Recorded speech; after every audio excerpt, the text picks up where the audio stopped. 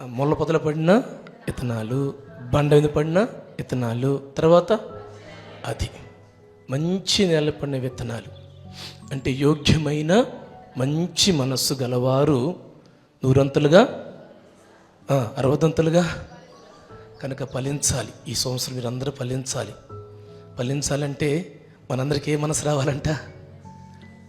అక్కడ సౌండ్ రాదు మనకి. ఏ మనసు రావాలంట?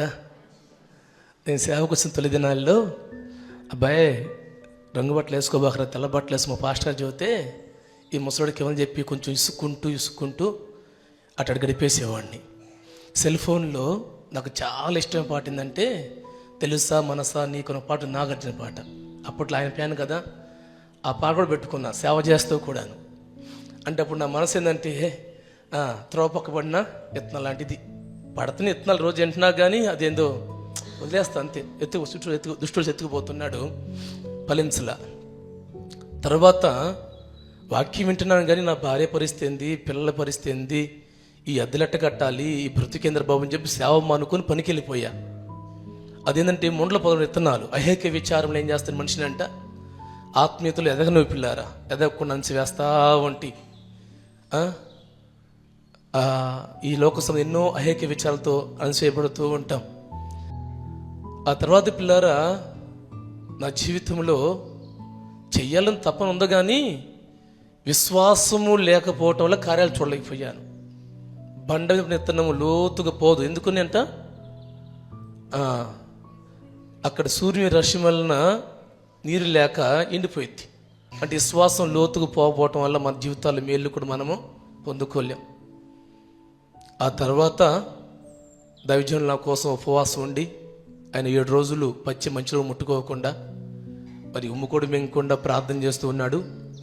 ఆ సందర్భంలో నేనైతే ఊరు పెట్టి పోవాలనుకున్నాను. తక్కిల బడులు పెట్టేసి నా భార్య పిల్లల్ని తీసుకుని ఎవరికి ఫోన్ నెంబర్ కూడా ఇవ్వకుండా అటు ఎటో వైజాగ్ సైడ్ రాజమండ్రి సైడ్ దూరంగా వెళ్ళిపోయి ఒక విశ్వాసలాగా మందిరానికి వెళ్తూ పని చేసుకొని నా బిడ్డలను పోషించుకోవాలని చెప్పి నాకు దానికి ముందు ఒక 10 రోజులు యుద్ధం, నాకు నా మనసుకి యుద్ధం. ఊరు వదిలిపెట్టి వెళ్ళిపోవాలి. నా భార్యతో మా అమ్మ వెళ్దామా అంటే నేను రాను, చచ్చిన ఎక్కడే బతికిన ఎక్కడే, చేస్తే సేవ చేద్దాం మానుకుని ఆ ముందు పట్టు. నేను అనుకుని ఇంకేం రాదులు ఎట్టుకోడి భార్య పిల్లలను వదిలేసి వెళ్ళిపోయి బాగా డబ్బు సంపాదించి అప్పుడు వచ్చి సేవ చేద్దాం అనుకున్నాం పిల్లారా. కానీ దైవజనులు ఉపవాసంలో ప్రార్థన చేస్తూ ఉన్నారు. మరి ఆయన కారుస్తున్న కన్నీరేమో దేవుడు నన్ను ప్రేరేపించాడు ఒకసారి మందిరానికి వెళ్ళకూడదా అని. మందిరానికి వచ్చి చూసినప్పుడు దైవజనులు చేస్తున్న ప్రార్థనను బట్టి నాకు అనిపించాను, తాతయ్య ఇక్కడి నుంచి నేను ఉపవాసం ఉంటానులే, నువ్వు ముగించని చెప్పి ఆ రోజు మరలా ఒక 3 రోజులు ఉపవాసం ఉండి ప్రార్థన చేసుకొని ఇప్పటి వరకు పడిపోకుండా దేవుడు నడిపిస్తున్నాడు. హల్లెలూయా. ఎందుకంటే ఎప్పుడైతే ఆ విత్తనం మా హృదయంలో పడిద్దో మంచి మనసుతో కనుక వాక్యాన్ని చేర్చుకుంటే పిల్లారా మన హృదయంలో ఉన్న చెడు అంతా తీసేసుకుంటాం. కోపము, ఈర్ష్య, మత్సరము, భేదములు, అసూయ, కుళ్ళు, సొప్పనాతనము, పైకి భక్తుల్లాగా ఉంటాం, లోపల వ్యభిచారపు తలంపులు. పైకి భక్తుల్లాగా ఉంటాము, విధేయతలాగా కనబడతాము, లోపలంతా గర్వము, అహంకారము. ఏంటండి ఈ మనసు? ఈ మనసు పెట్టి నువ్వు ఎలా ఫలిస్తావు? ఎలా ఫలించగలవు? నువ్వు చెప్పు. ఫలించగలమా? కనుక యోగ్యమైన మంచి మనసు కలిగిన అబ్రహాం దొంగ కనుక వారు పరదేశంలో ఉన్నారు, పరలోకంలో ఉంటారు. రేపు మనందరం చూస్తాం వాళ్ళని. హల్లెలూయా. అబ్రహాంను చూస్తాం. హాయ్ అబ్రహాం గారు బాగున్నారా, నీ విశ్వాసం బట్టి నేను కూడా విశ్వాసం బలపరచబడిన అబ్రహాం అని చెప్పి ఎంతో మాట్లాడతాం. దావీదురాజు గారు మీరు ఎట్లా ఉంటారా అని చెప్పి ఆయన చూస్తాం. మనం అందరం చూస్తాం. చూడాలంటే భూమి మీద ఫలించాలంటే ఒకసారి నీ మనసులో చూసుకో. ఎలాంటి మనసుతో దేవుడి సందుకు వస్తున్నావు? దేవుడి మందిరకు వస్తున్నామండి, వాక్యం వింటున్నాం, కానీ యోగ్యమైన మంచి మనసుకు మారట్లేదే. నేను చెప్పగలను ఈరోజు ఇంత ఆశీర్వాదం చూసుకుంటూ వస్తున్నావు, నేను సరి చేసుకుంటున్నానండి. ఒకప్పుడు నా జీవితం అంటే త్రోపక్కబడిన జీవితం, మొండలో పొదలబడిన జీవితం, బండమే లాంటి జీవితం నా జీవితం. ఈరోజు లేదంట్లా బలహీనతలు ఉండి, కానీ నా ప్రభు పదపడి ఏడుస్తున్నాను, రీతిరంతా ఏడుస్తున్నాను ఉపవాసం ఉన్నప్పుడు కూడాను. ఇంకా యోగ్యమైన మనసు కావాలయ్యా. ఇక్కడ 1000 మందితో ఆరాధన చచ్చిపోవాలయ్యా. హల్లెలూయా. నేను ఇప్పుడు చెప్పటం కాదు, సందక్కడ పని అంతా అయిపోతే నేను పాస్టర్ ఇద్దరు కిటికీ ఆ మూలను కూర్చున్నాం. ఏమేమో మా చేతక్కాయి బుల్లెమ్మ కూర్చొని పక్క అక్కడే కూర్చొని మాట్లాడుకుంటూ ఉన్నాం.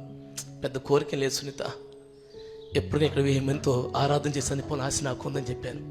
ఇందాకే 6 పెద్ద ఆశ ఏం లేదండి, సంపాదించుకోవాలో పోగు చేసుకోవాలో. ఎందుకంటే ఒకప్పుడు త్రాగుబోతుని, వ్యభిచారిని, దేవుడిని తిట్టినవాడిని, దూషించేవాడిని. కానీ ఏం చూసాడో తెలియదు, సేవకు పిలుచుకున్నాడు. చేస్తే ఆ పని రోషంతోనే చేయాలి, చేసే పని పరిశుద్ధంతోనే చేయాలి. దేవుడిని మనసు ఎరుగుండి చేస్తే ఆయన ఎందుకు తక్కువ చేస్తాడండి? ఆయన ఏం కొదవ చేస్తాడు? నిన్ను ఐశ్వర్యవంతుడు ఆయన దరిద్రుడిగా మార్చబడలేదా? నిన్ను నిలబెట్టడం కోసం ప్రభు ఈ లోకానికి వచ్చింది. పడిపోయిన బ్రతుకులు, చెడిపోయిన బ్రతుకులు, పాడైపోయిన బ్రతుకులు, ఇవన్నీ నిలబెట్టడం ప్రభు ఈ లోకం రక్తం చిందించాడండి. కానీ నీ మనసు మాటలు ఎంత వాక్యం విన్నా, ఆ విత్తనాలని వాక్యమే, దేవుని మాటలే చల్లబడుతుంది రోజు. కానీ మనసు మారుతుందా? ఆ గైటి దాడితే మళ్ళదే ఏంది పెద్ద బోజులు కొడుతుందేమా, అబ్బో ఎంత అసూయ వచ్చింది నీకు ఆమె మీద కొద్ది భక్తి చేస్తుంటే. ఓ భలే వయ్యారంగా పాట పాడుతుంది నాకు ముందు వెళ్ళిపోయి. ఏంటి నా మనసు? దేవుడు ఒక్క మాట అంటాడు, సమూయేలు నువ్వు మనిషికి పైరూపం లక్ష్య పెడితే నేను హృదయం చూస్తున్నానయ్యా. తెల్లబట్టలు వేసుకున్నానేమో, నా హృదయం నల్లగుంటే ఫలించలేను. తెల్లబట్టలు వాక్యం బోధిస్తున్నానేమో, నా హృదయంలో కనుక మత్సరములు, విభేదములు, గొడవలు, అసమాధానాలు, అర్థమవుతున్నాయి ఈ మాటలు. ఇవి పెట్టుకుని నువ్వేం సాధిస్తావు? దేవుని వాక్యంతో ఉదయస్థానం చేయబడాలి, ప్రతిరోజు ఉదయస్థానం చేయబడాలి. ఈ నూతన సంవత్సరం 100 ఫలించాలి భూమి మీద. సచ్చిన తర్వాత చూద్దాం. ముందల దేవుని పిల్లద, దేవుని మహిమ రావాలి భూమి మీద. నీ బ్రతుకుని బట్టి, నీ ప్రవర్తనలో దేవుని మహిమ రావాలి. ఏదో వస్తున్నాం పోతున్నాం, హల్లెలూయా అంటే హల్లెలూయా, ఆమేన్ ఆమేన్ అంటే కాదు. నీ బ్రతుకు ద్వారా ప్రజల్లో మహిమ రావాలి దేవునికి. అలా బ్రతుకు. నీ ప్రవర్తన చూస్తే ఏం ప్రార్థనకి వెళ్తుంటే పాడు మొహంది, లేచిన కంటే గొడవలు పెట్టుకునేది అనకూడదు. మహాతల్లి అండి, ఒకప్పుడు తగంది, ఒకప్పుడు ఆమె నోరు పెట్టలేము, ఒకప్పుడు ఆమెను చూస్తేనే చెలరేసిపోయేది. మహాతల్లి ప్రార్థనకి వెళ్ళింది, ఎంత విధేయత వచ్చిందో, ఎంత ప్రేమ కలిగి ఉంటుందో. సాక్ష్యం పొందుకుంటున్నామా? ప్రేమను పంచిపెడుతున్నామా లోకానికి? అర్థమవుతుంది. అరే వాడు వస్తున్నా కదా లోపలికి తినిపో, మన పిల్లల టిఫిన్ పెట్టామనుకోండి, పిల్లలు ఆడుకుని వస్తున్నారు, అరే వాడు వస్తున్నా లోపలికి తినిపో, ఏంది వచ్చా వస్తాడు పో.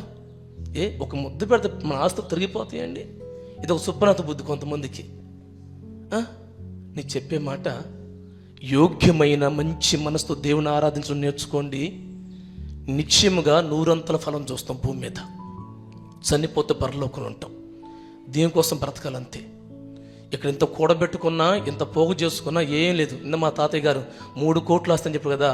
వివేక పాస్టర్కి ఏమైంది అని మావాడంట, 3 కోట్లు వస్తాయని చెప్పి అనుకోబాకండి. ఆడు 30 రూపాయలు కూడా మాకు లేదు ఇప్పుడు. ఆయనకు సొగం ఇచ్చేసాడు, సొగం కొద్దిగా తాతయ్య గారు అమ్మేసి చర్చి కట్టుకున్నారు. ఉన్నది ప్లేస్ ఉంది, చర్చి కూడా వదిలేశారు. అక్కడ మాకు 1/2 సెంటు కదా గెజ్జిన కూడా లేదు మాకు. ఎందుకు చెబుతుంది మాట అంటే, ప్రభు సేవకి అప్పచెప్పేశారు, అయిపోయింది. దేనికోసం ఆశించకూడదు పిల్లారా. ఏదైనా చేస్తే మనము దేవుని కొరకు, దేవుని పని కొరకు నేను ఎట్లా ఉపయోగపడతాను, నేను ఏ విధంగా ఉపయోగపడతాను, నేను ఏం చేస్తే దేవుని మహిమ వచ్చింది, ఈ మంచి మనసుతో ఆలోచించండి. ఉగ్గినుడు సన్నీలు ఇస్తాడు నా దేవుడు. రుణం ఉంచుకోడండి పిల్లారా. రుణం ఉంచుకుంటాడా? ఉగ్గినుడు సన్నీలు ఇస్తాడు. నా ప్రభు చెప్పాడు మాట, నీ ప్రయాసను, నీ కష్టమును, నీ త్యాగం దేవుడు చూస్తున్నాడు. మనుషులు చూస్తే ఎంత, చూడపోతంత. మనుషుడు ఏం చేయగలడు మన జీవితాల్లో? వాడు మనల్ని ఏం సహాయం చేయగలడు? కానీ సహాయం చేయవాడు దేవుడు, గొప్ప చేయవాడు దేవుడు, మనల్ని ఘనపరచువాడు దేవుడు. ఆయన కొరకు చెల్లి ఏ పని చేసిన, మనుషులు మెప్పు కోసమో, మనుషులు పొగడతల కోసమో, మనుషులు చూస్తాను భక్తి చెడు, ఇది కాదు. ఇది చెత్త, ఇదంతా చెత్త అండి. ఇది దాన్ని తీసేసుకుని యోగ్యమైన మంచితో దేవుని ఆరాధించండి, ప్రార్థన చేయండి. చూడండి, ఇది 2025 సంవత్సరం మీరే సాక్షులు సమర్చుకుంటారు. హల్లెలూయా. నా దేవుడు ఇల్లు కట్టించాడు అన్నయ్య, అప్పులు తీరినన్నయ్య, గర్భఫలం దేవుడు ఇచ్చాడు అన్నయ్య, నా భర్త మారుమనసు పొందాడు అన్నయ్య, నా బిడ్డలకు ఉద్యోగం వచ్చింది అన్నయ్య, మా పిల్లలకి పెళ్ళినన్నయ్య. మీరు చెబుతారు సాక్షులు పిల్లారా.